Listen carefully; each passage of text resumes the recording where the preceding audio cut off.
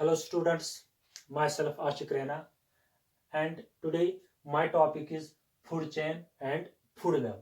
Before I explain the topic, I just briefed you about the food. Food, which is known as main essential requirement and the building block of every living organisms. But this food is consumed by the living organisms by different moods. ये जो food होता है ये consume करते हैं living organisms in different types of moods. यहां पे मैं आपको एक एग्जांपल ले लूंगा.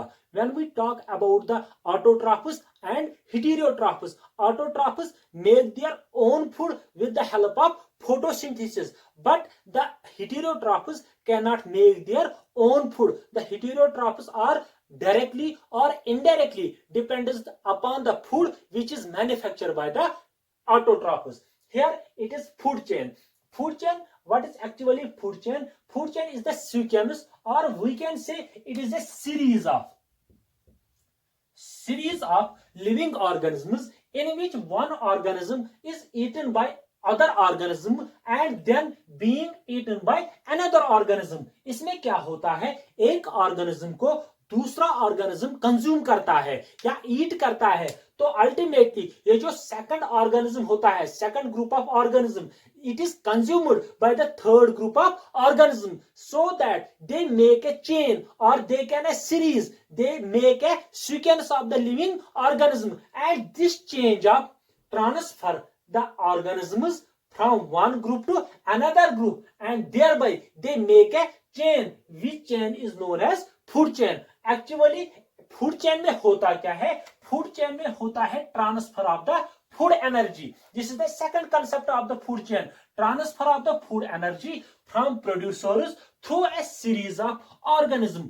यहां पे क्या होता है, जो एनर्जी, फूड एनर्जी प्रोड्यूसर्स ने मैन्युफैक्चर की है, यही एनर्जी ट्रांसफर होती है through a series of organism. तो अल्टीमेटली जब ऑर्गेनिज्म, एक ग्रुप ऑफ ऑर्गेनिज्म कंज्यूम करता है, उस ग्रुप को second group of organism consume करता है, so that they repeated eating and being eating.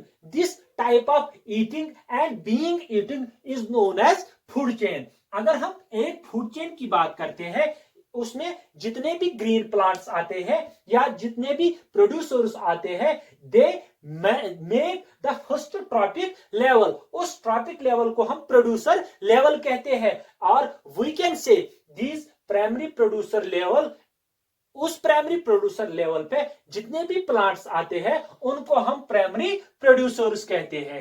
एक फूड चेन में प्राइमरी प्रोड्यूसर्स उनको कहते हैं जो फर्स्ट ट्रॉपिक लेवल कंस्टिट्यूट करेंगे, जो फर्स्ट ट्रॉपिक लेवल को मैन्युफैक्चर करेंगे. ये आ गया आपका फूड चेन. और इस फूड चेन में अगर मैं आपको एग्जांपल देता हूं, मैं यहां पे पहले ग्रासलैंड इकोसिस्टम की बात करता हूं. ग्रासलैंड इकोसिस्टम में एक फूड चेन बनती है और वो फूड चेन स्टार्ट होती है ग्रास से. This grass is eaten by grasshopper and this grasshopper is eaten by frog and this frog is eaten by snake and this snake is eaten by hawk, so that there is making a series of organisms. They make the chain and this chain is known as food chain. यहां पे जो ये grass है इसको हम producer बोलते हैं या प्रोड्यूसर बोलते हैं. ये जो ग्रास ऊपर है इसको हम हर्बीवोर कहते हैं, हर्बीवोर. और जितने बाकी ये रिमेनिंग ग्रुप ऑफ ऑर्गेनिजम्स है, मान लो फ्रॉग, स्नेक एंड हॉक, इनको हम बोलते हैं कंज्यूमर्स, सॉरी इनको हम बोलते हैं कार्निवोर्स.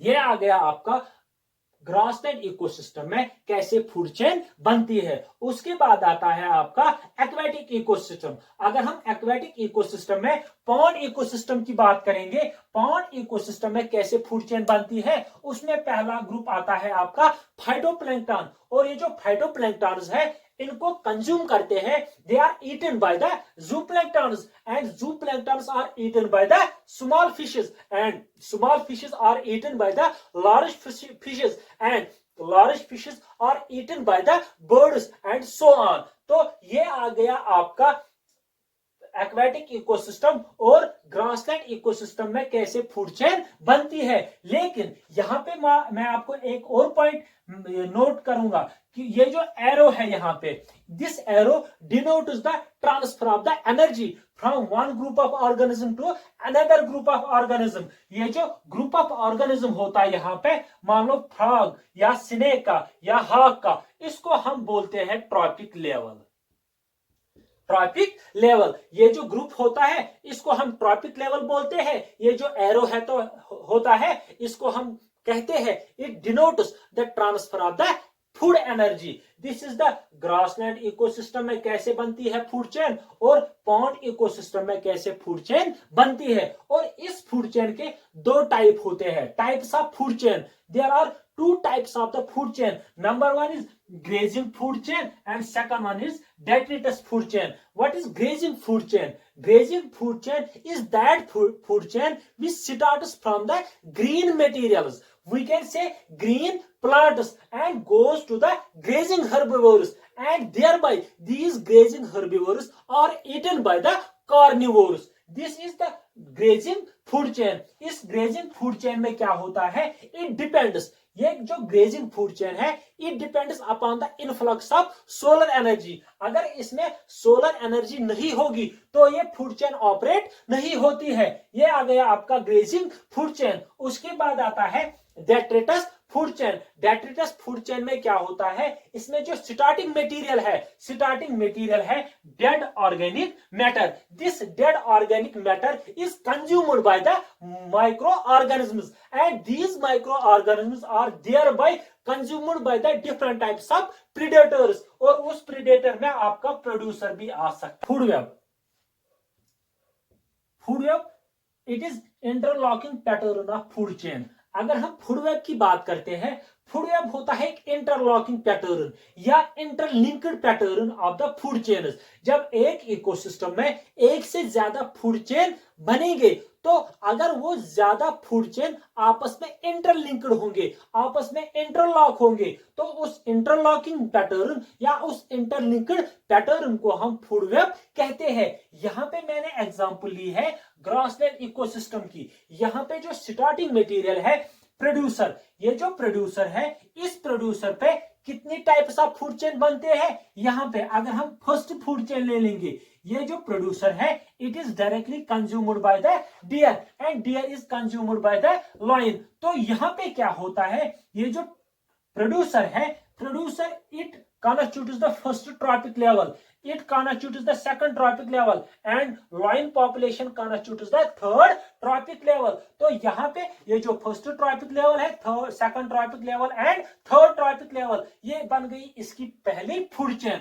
फिर क्या होता है, यहां से ये जो डियर है इसको डायरेक्टली लायन खा सकता है या इस डियर को डायरेक्टली कंज्यूम फॉक्स करता है, और ये फॉक्स जो है it is directly eaten by the lion. तो यहां से दूसरी फूड चेन बन गई। तो अगर इसी प्रोड्यूसर की हम बात करेंगे, इस प्रोड्यूसर को डायरेक्टली कंज्यूम करता है रैबिट और इस रैबिट को कंज्यूम करता है फॉक्स, इस फॉक्स को कंज्यूम करता है लायन। तो यहां से तीसरी फूड चेन बन गई। अगर हम इसी रैबिट की बात करेंगे, इस रैबिट को डायरेक्टली लायन कंज्यूम कर सकता है और इस रैबिट को डॉग भी खा सकता है और this dog is directly eaten by the lion. तो यहां से चौथी फूड चेन बन गई, यहां से पांचवी फूड चेन बन गई, और यहां से अगर हम बात करेंगे, यही प्रोड्यूसर है स्टार्टिंग मटेरियल, ये consumed by mouse and this mouse is consumed by the dog and this dog is eaten by the lion. So in grassland ecosystem there are so many food chains and these food chains are interlinked or interlocking, and this interlinked manufacturing or this interlinking pattern, interlocking pattern is known as food web। यहां पे ये जो food web है, यहां पे फिर मैंने example ली है ग्रासलैंड इकोसिस्टम की। ये जो ग्रासलैंड इकोसिस्टम है, यहां पे मैंने कितनी 1 2 3 4 5, यहां पे मैंने 5 फूड चेन्स दी है, लेकिन अगर हम इन्हीं फूड चेन्स की बात करेंगे, ये आपस में इंटरलिंक करते हैं या इंटरलॉकिंग पैटर्न बनाते हैं ग्रासलैंड इकोसिस्टम में, और इसी इंटरलॉकिंग पैटर्न को हम फूड वेब कहते हैं।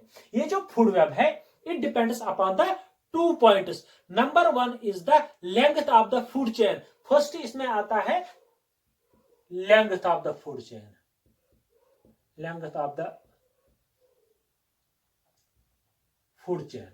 अगर फूड वेब में length of the food chain की हम बात करेंगे, ये जो लेंथ होती है, अगर हम मोर डाइवर्सिटी देखेंगे, एक फूड चेन में अगर हम मोर डाइवर्सिटी देंगे, मोर डाइवर्सिटी ऑफ द ऑर्गेनिज्म्स, अगर एक फूड चेन में ज्यादा डाइवर्सिटी होगी लिविंग ऑर्गेनिज्म्स की, तो अल्टीमेटली उस फूड चेन की या उस फूड वेब की लेंथ ज्यादा होती है। ज्यादा लेंथ इंक्रीज्ड if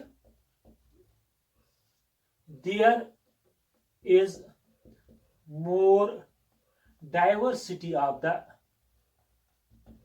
organisms। ये आ गया आपका पहला पॉइंट। दूसरा आता है इसमें अल्टरनेटिव्स।